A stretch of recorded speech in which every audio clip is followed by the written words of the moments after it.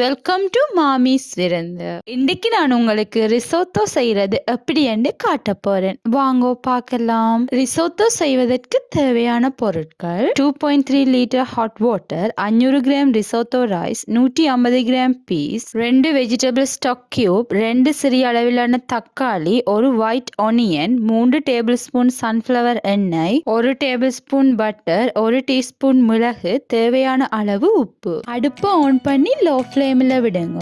Pan சூடானதும் sunflower எண்ணெய் விடுங்க.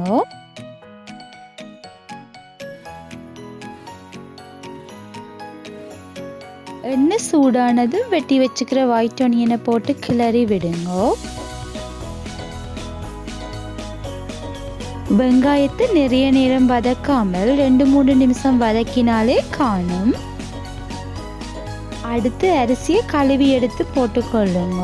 கிளறி விடுங்க. நீங்க ரிசோட்டோ அரிசிக்கு பதிலாக வெள்ளை பச்சரிசியும் பாவிக்கலாம். ஆனா பசுமதி அரிசியில செய்ய முடியாது. பிரிம்பா இன்னொரு பேனில் 2 வெஜிடபிள் ஸ்டாக் கியூப்பையும் போட்டு ஹாட் வாட்டரையும் விட்டு மிக்ஸ் பண்ணுங்க.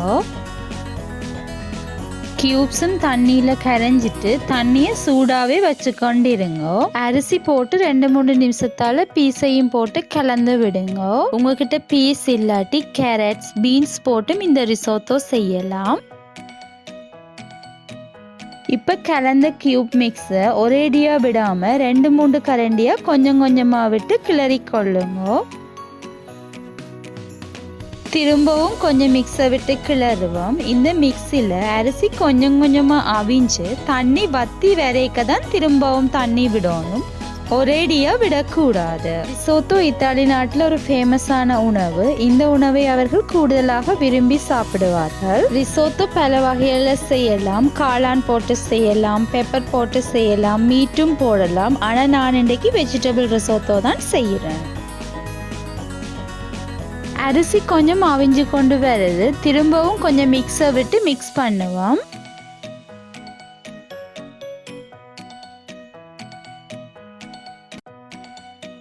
ரைஸ் கொஞ்சம் அவிஞ்சு கொண்டு வருது. திரும்பவும் கொஞ்சம் தண்ணி விட்டு மிக்ஸ் பண்ணுவோம். ஒரேடியாக தண்ணி விடாமல் இப்படி செய்தால் தான் ரிசோட்டோ நல்ல டேஸ்டாக இருக்கும்.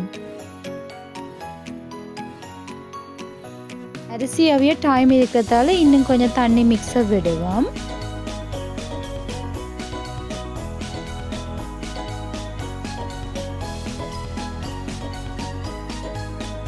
அரிசி அவிஞ்சிட்டோன்னு எடுத்து செக் பண்ணி பார்ப்போம். இன்னும் அரிசி அவிய டைம் இருக்குது.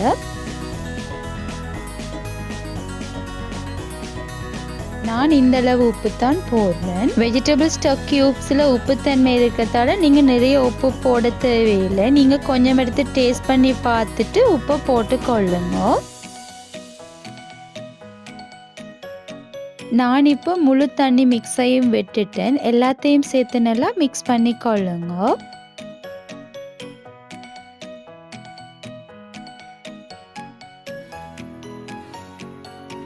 அடுத்து மிளகுத்தூளை சேர்த்து மிக்ஸ் பண்ணி கொள்ளுங்க. அரிசியின் தன்மைக்கேற்ப அரிசி அவியிற டைம் வேறுபடும்.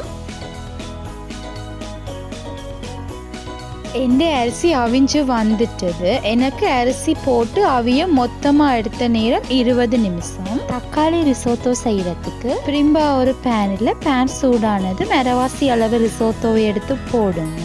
அந்த பேன்ல வெட்டி வச்ச தக்காளியையும் போட்டு மிக்ஸ் பண்ணுங்க. தக்காளி நிறைய நேரம் அவிய தேவையில்லை. 5-6 நிமிஷம் விட்டாலே காணும். பட்டரை 2 பேன்லையும் அரைவாசியா போட்டு மிக்ஸ் பண்ணி கொள்ளுங்க. பிறகு அடுப்பை ஆஃப் பண்ணி கொள்ளுங்க.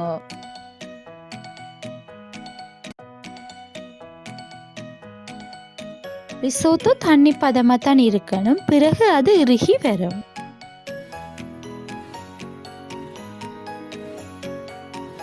நீங்கள் ரிசோட்டோ சாப்பிடும்போது பார்மெசான் சீஸ் போட்டு சாப்பிட இன்னும் நல்ல சுவையாக இருக்கும்.